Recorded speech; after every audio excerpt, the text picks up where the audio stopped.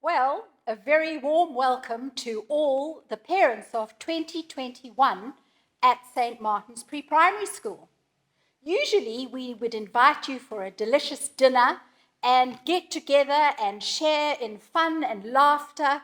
You'd get to know your child's teacher, but we're living in different times. So instead, I've got two best friends out there, one who is clicking the slides, the other who is working the camera, so that you guys can listen to this talk in the comfort of your homes. What we try and do with this information evening, or this information occasion, is to share with you some of the ethos and the kind of passion that is St. Martin's Pre-Primary School. And each year I try and look at a different aspect of our program. So when I was thinking about what I wanted to talk to you about, I really gave some thought to that which is my greatest passion and greatest joy about teaching preschoolers. If you say to parents, what do you do at St. Martin's Pre-Primary School? We would answer, we prepare children for formal education. That's our brief. And for us, preparing children for formal education doesn't only mean grade 1. It's actually tertiary education even. Interestingly enough, Stellenbosch University has done a number of studies about the effects of learning at different stages in a child's life, and they have discovered that there is a very close correlation between what happens to a grade 6 child and their understanding of reading and writing and maths, and what happens to them in their matric results. So I was thinking, okay, what is it that I think is the most significant aspect of what we do at St. Martin's? And so I decided to talk to you about creativity. Now the thing is that creativity is not just dancing to music and jazzing around and playing drums. It's so much more than that. So if you think about it, creativity is the art of generating new ideas. Now that can be in any fora. It can be in music, it can be in dance, it can be in drama, it can be in an intellectual exercise where it involves problem solving. And creativity is the most important thing that we can help deliver in our children. Because creativity is the ability to perceive the world in new ways. And children are very, very literal. I think that's one of the things that we love about them the most, is that they just say it how it is, they do it how it is, and there are no sides. But perception is every person's reality. And so we want to grow in children the understanding that you can see the world in new and different ways. We want to find the hidden patterns. We want to make the connections, and we want to generate the solutions. So creativity has got two processes: thinking and innovating, and then producing. And I'm just going to talk to you a little bit about how that can apply to every aspect of our lives at school. If I said to you, please draw me a picture, you might say, oh, I'm not creative at all. But the person who's sitting next to you at work, he maybe did matric art. And so he will then say, oh, I can do that. But in actual fact, each one of us have got creativity in us. It's not that we have it or we don't have it. And we believe at St. Martin's that creativity can be taught. Stanford Technology Ventures, their program actually indicates that creativity can be renewable and it can be taught. And this is where the kind of, it all comes together here, and you'll understand where I'm going. If you talk to anybody in business now, they will tell you about the soft skills that are becoming important in the world of work. And interestingly, if you look here, these are the soft skills, because it's not about subject knowledge anymore. We can all find out about subjects on the internet. And so we believe that we are birthing in children these soft skills that will stand children through the course of time. We want to grow in them team spirit. It's about social skills. We want to grow in them self-confidence, those emotional skills, assertiveness, inquisitiveness, and creativity. And then, of course, there is trustworthiness and communication too. And that is the reason why we believe that we are living in the age of creativity. If you think about how you can grow and develop your understanding of this, and you need go no further than a guy called Daniel Pink. Great first name there. But anyway, his book is called A Whole New Mind, Why Right-Brainers Will Rule the Future. Now, if you think back in the day, everybody was all about the maths and science people, whereas there has been a tremendous change, almost turning their understanding on their heads. And what is happening is they're actually saying that we are now in this exciting, innovative age, which is giving creatives that opportunity to come into their own almost. Because if you think about it, we had the agricultural age, you know, when the plow was first invented, then the industrial age, when machines started to come into their own. We all know about amazing growth in IT. That's how Bill Gates made his money, Steve Jobs. But now we are looking at the conceptual age, and this is the age of creators and empathizers. So Pink says that left brain thinkers are being replaced by right brain thinkers, because all of those soft skills I showed you earlier on, they are the opportunity for each and every person to bring out of themselves that which enriches their world. And it is more and more being considered that creativity is the most crucial factor for future success. So how do we do it at St. Martin's? I have to tell you, if you say to any one of the teachers, and I always chuckle, you know, whenever I interview a new potential teacher, and I say, why do you teach? You know, why do you teach preschooling? And they say, because I love children.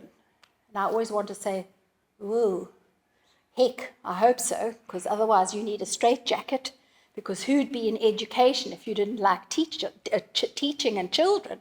But the thing is that for us here in this place, this environment feeds our creativity as much as it does the children. Because if you think, if we are teaching a child about loud and soft, we develop that concept for the children in a way that is tangible and real, in a way that they can then grasp hold of it through our creative effort, and it then becomes a part of theirs. And so we believe that teaching is all about creativity through the medium of play. Because play lays that magnificent groundwork for the serious business of childhood. So let's look at how children can develop that freest form of self-expression. If you go to every single activity that we offer in this school, there is an opportunity for that first stage, which is the creating and the innovation, the thinking and the innovation, and then the production. So in this case, here is a little boy who used his innovation to make that magnificent product, We still believe that the process at this level is more important than the product, but it is part of the whole thing. And we believe that creativity is fostered through the holistic development of children. We want every aspect of your child to be grown and nurtured in this place.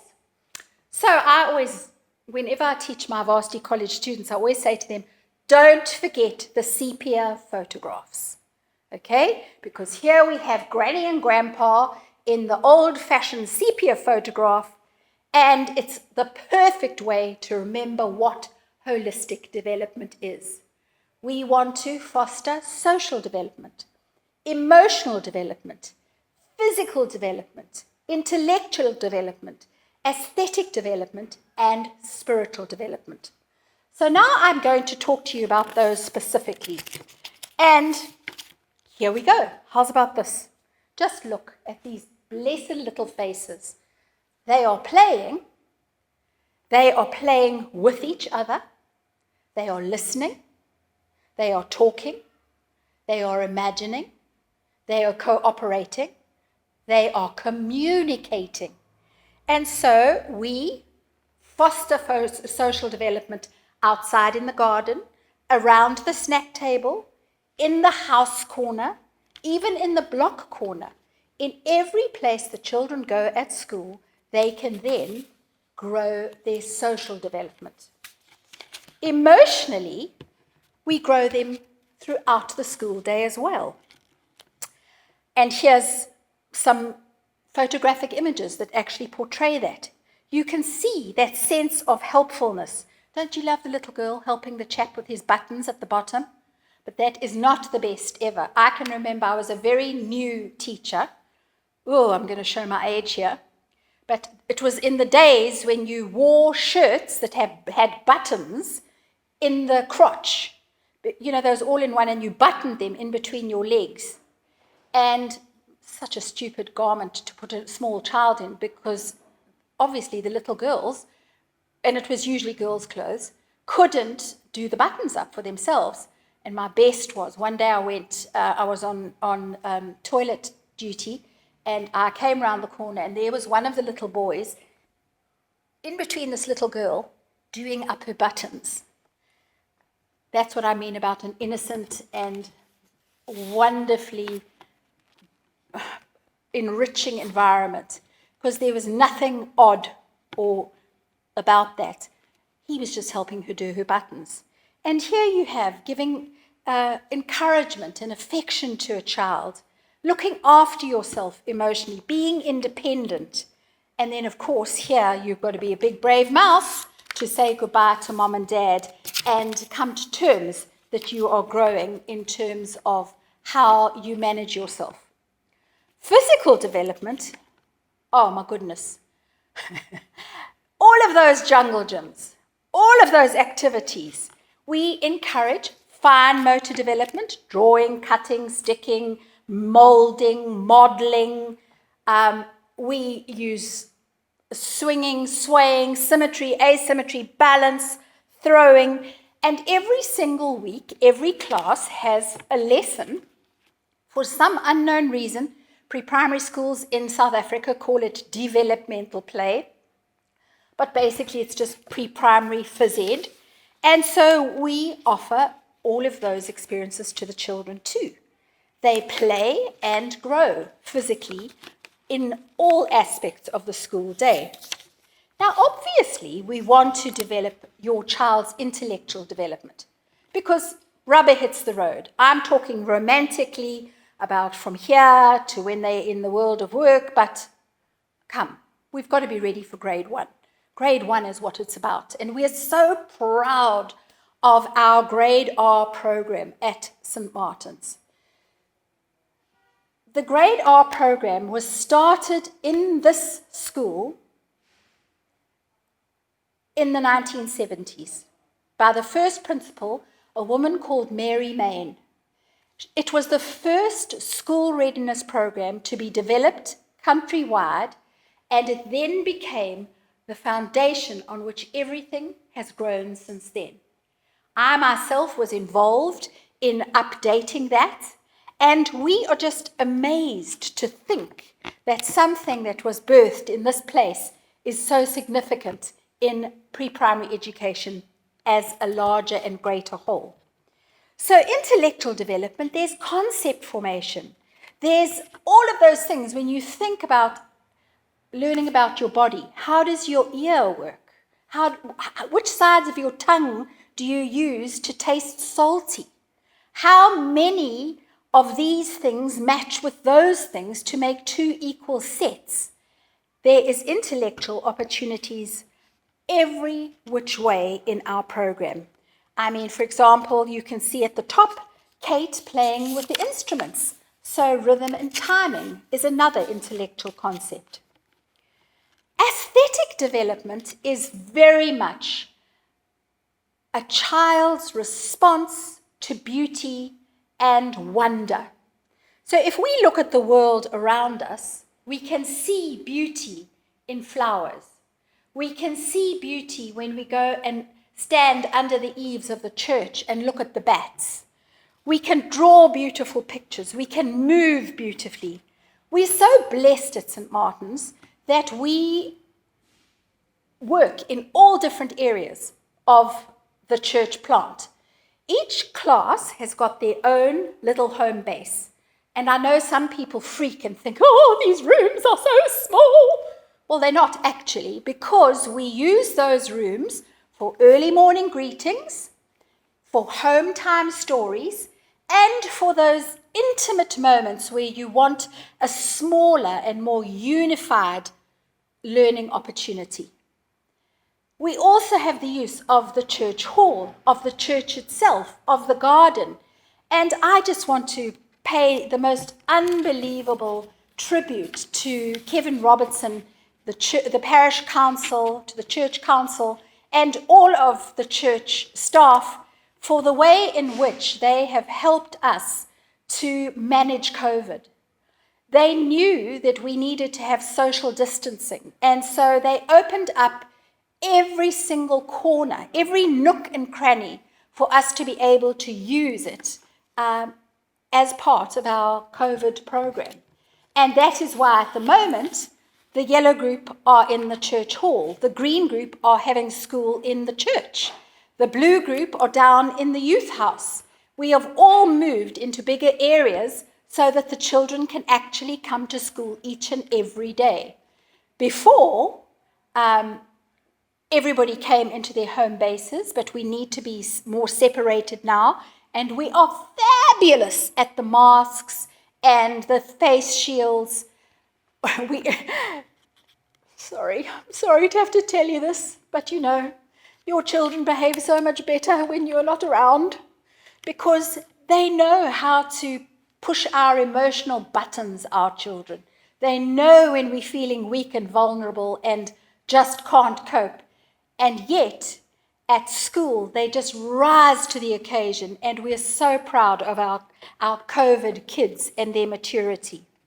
So we have had this incredible opportunity that St. Martin's, from the minute we were able to come back to school, we have come back to school every single day since then.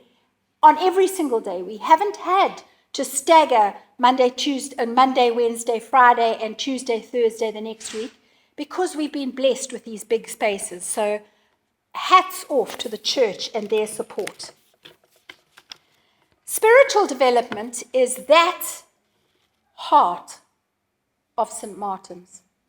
This school was started as an outreach into the community to teach people about the love of Jesus and the blessings of community. And so we are just so privileged to be able to share that with the children. And so we sing lots of Bible songs, we say prayers every day, we celebrate the festivals.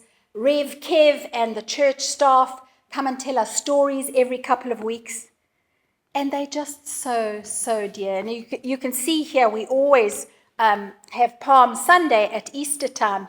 And one of my favorite stories is we were walking around, we were having a Last Supper, And I'd had this hilarious discussion with the children where I'd said, now guys, they had a special, probably lamb stew and bread and wine, but I can't give you wine. So one of the children said, you can give us beer. My dad, he drinks beer.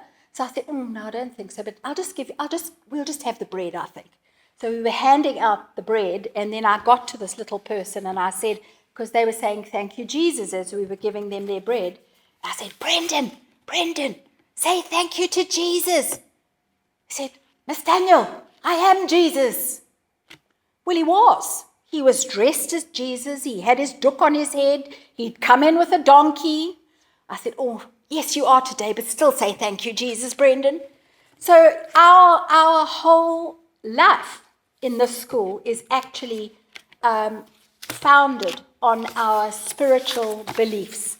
That is our ethos that we hold nearest and closest to our hearts. So you can see all of those holistic aspects to the child's development develop that creativity, but it's also promoted through the daily program. And we always laugh. I always say St. Martin's, the program's like a Dagwood sandwich. We have teacher-directed programs, we have free choice periods, and we have routines. And basically, you have layers. And so if you think about the teacher-directed program, that would be the early morning greeting ring, that would be the mid-morning lesson, and that would be the end of the day. And add into it, when you get to the grade R class, there are further teacher-directed periods that are added. And these are those subjects that we include in our program as an integral part of it. So I mentioned the phys ed before. We do music, we do dance, we do drama, we do object studies, and we do stories and Zulu. Part of the stories are also puppet shows. And then the grade R do the school readiness program, which also includes design and technology, and the language program. And what happens is all of that is part of our offer. So we're not going to come to you and say, Auntie Flo is coming on Fridays for music and you have to chip in extra. When you come to St. Martin's, you know exactly what you're in for. If we have entertainment, it's included in the school fees. If we go on an outing, the costs are included in the school fees. Unfortunately, only our grade R's now go on outings because of the changes to the travel arrangements and car seating and seat belts and blah, blah, blah. So we now only do outings with the grade R's. And I have to be honest, I think the ones that I love the most are the ones when they walk down the road on their fire drill ropes to Durban North and go to the post office or to Spa, to the bakery or wherever. It's just so endearing to see. We also do have every single term a fire drill, a riot drill, and a sniper drill.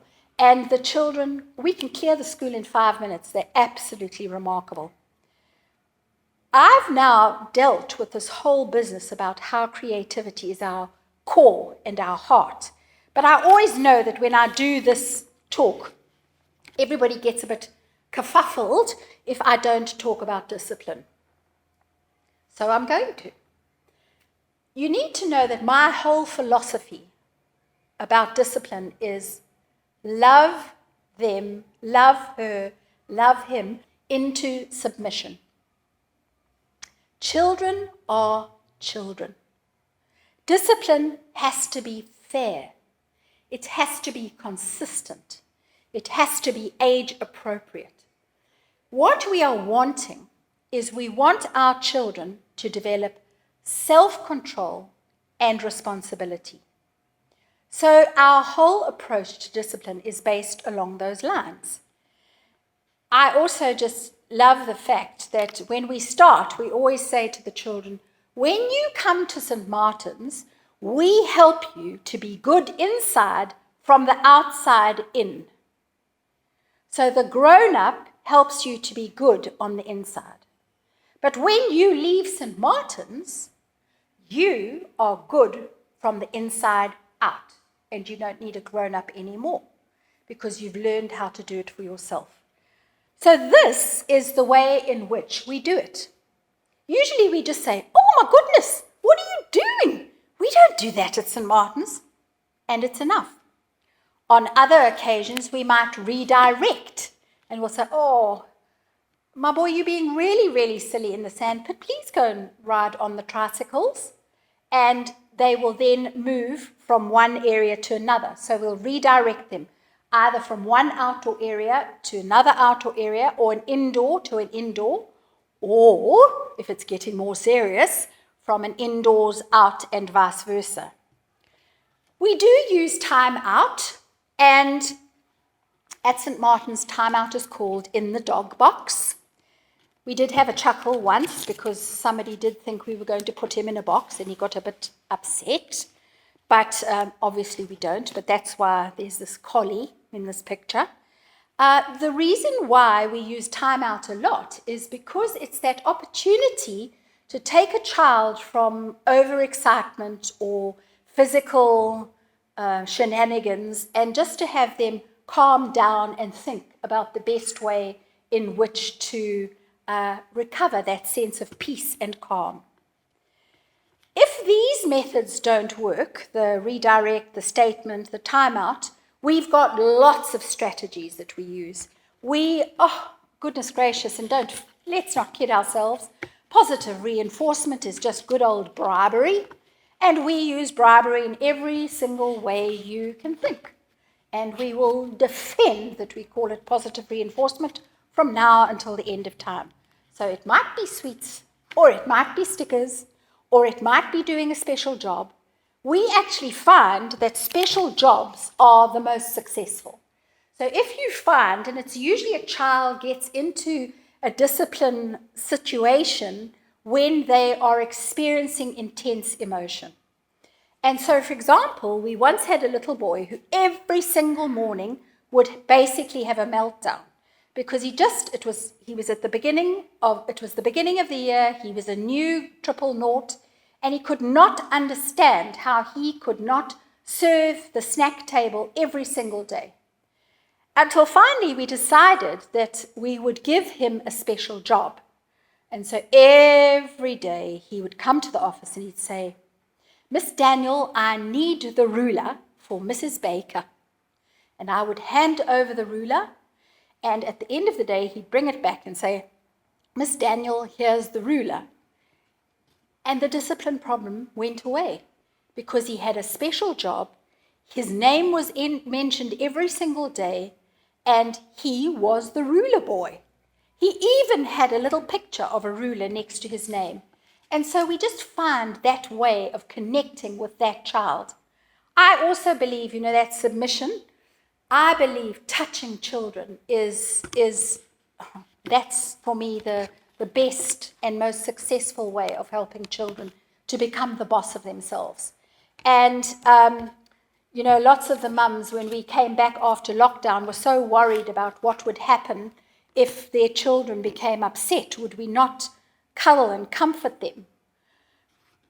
Well, guys, we do, because they're children. And, okay, we might walk around in a fog of sanitizer shortly thereafter, but the point is that we actually know what is best for this age group. If we are having an ongoing problem with children, we might at that point have a chat. And we'll say, okay, Mom and Dad, come and let's talk about a strategy that we can work on together. And one of our favorite methods is daily report. And so basically we find two things that we want the child to work on at school, and the parents we draw a pictorial representation of that on one side of card, and then the parents have their two pictures on the back, and then the child carries the card to and fro with a tick or a cross to show how they've managed those two tasks. Now you notice it's not 2,700 tasks, it's 2, it's manageable, and when they do it, the receiver of the card, oh my goodness gracious, it's like somebody split the atom. It's very, very well celebrated. And so we find those ways where we can work on a strategy together. Oh, sorry, I've actually mentioned the creative disciplinary techniques. With some children, you do need professional intervention. Please don't think that this is a reflection on you. I can remember one mom, she was so upset. She came to me, and you know, I'm sure if you haven't experienced it yet, believe me, you will. When your child says to you, I hate you, Daddy. I hate you, Mommy. And it's not that they actually hate you. They just hate the fact that you can thwart them and that you're the big person. Anyway, this mom came and she was beside herself. She said, and my daughter didn't only say that. She said, I hate you, Mummy, and even God hates you. Well, fortunately, we were able to turn that around, and we had a great deal of success with that little person because we had what my faves is to have a conversation with that child. And honestly, children are small people.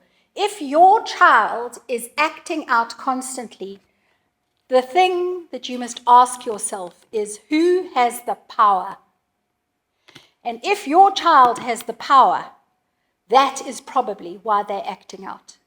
Because when children act out, it's because they're asking the person who is more mature, emotionally, physically, intellectually, to be the boss.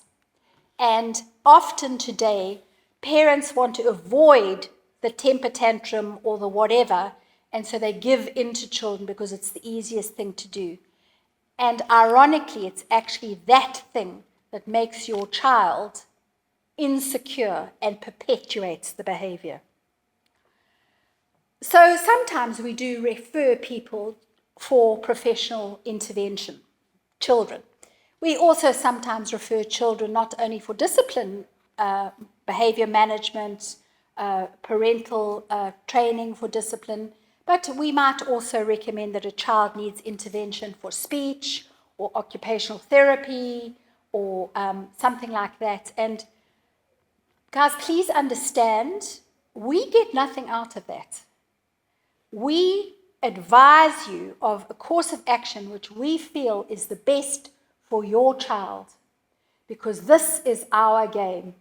I wouldn't dream of telling an actuary how to do his job, or a dentist, or a mechanic. I can't even change my own tire. And the thing is that this is our game. I know we've all been to school, but this is actually something that we've trained and had lots of experience in.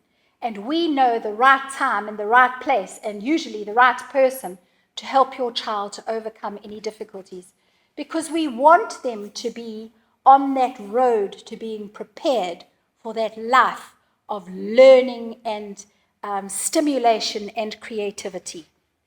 Last but not least, people always want to know what it is that we want from you. And so I'm just going to mention these quickly. Please don't, if you've got an issue, please come to the teacher, the class teacher, or to the office. We'll be able to give you the answers straight off the bat. And we might say, sorry, we made a mistake, let's fix it, that wasn't a good idea. Or we'll say, sorry for you, you can't have special rules just because it's you. We're making rules for everybody. So please address your concerns to the right people. We really believe in being respectful in the way we handle you and your children, and we ask that you would be the same. Also, our teachers give of their hearts and souls in this place. So as well as moaning and groaning, don't forget to say the thank yous too. I've mentioned how we want you to follow through on recommendations. When your child comes to St. Martin's, and don't stress about this. If they can't do this solely by themselves, that's what we're here for. But we do want your child to be able to feed themselves, to be toilet trained. Okay, so if they have a few accidents, that's not the end of the world. But we don't have bottles, dummies, comforters, blankies. Those stay at home. We also want you to encourage your child to dress themselves.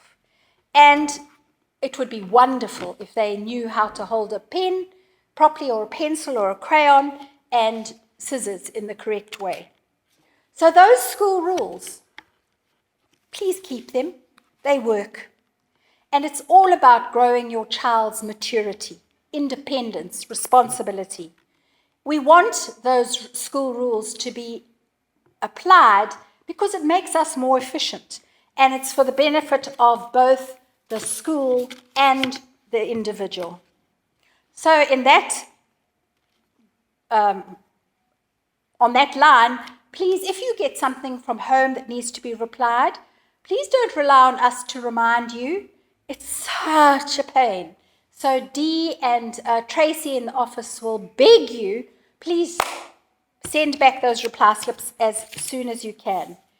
And we want you to support the school. The more you support the school, the more your child would understand that you value education. Because if you are going off to school, then they will know that you think it has worth and value.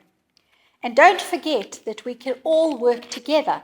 So if you are a whiz at painting, offer your help to paint some of the story aids. Or if you are fabulous at woodwork, I'm telling you, we are always needing something to be made in this place. We are working together in a partnership for your child. And so also when we see you engaged in the school, we know that you are walking side by side with us. You chose to come to St. Martin's, so we want for you to know that you made the right choice. And we really hope that this will be a time of blessing for us all, but particularly of growth and richness in your child's life as they experience the creativity that we are. And last but not least, you're going to be coming, and I said interview here instead of saying your orientation walk. We're going to be sending you home some forms. And please, if you could just know that these forms need to come with you when you come for your show around with your child. Back in the day, we used to have an orientation day where the children would come into the school and they would play for a while, and we'd have tea and wander around. Unfortunately, we can't do that because of COVID-19, but what we've decided to do is each child and their parents will have their own personal little show around where we will show them exactly where they are going to be when they come to St. Martin's next year. Thank you for listening to me. If you have any queries or questions, please just drop the school an email, and I will reply to your question and send it out to everybody. So feel free to ask any questions that you can. I always like when I get questions because then it means that I prompted your thinking and hopefully made you want to know more than you know already. So on that note, thank you for listening, and I can't wait to see you soon. I'll be phoning you starting this week and next week, phoning you for an interview so you can talk about your child personally, and I look forward to that time. Thanks, guys. Bye-bye.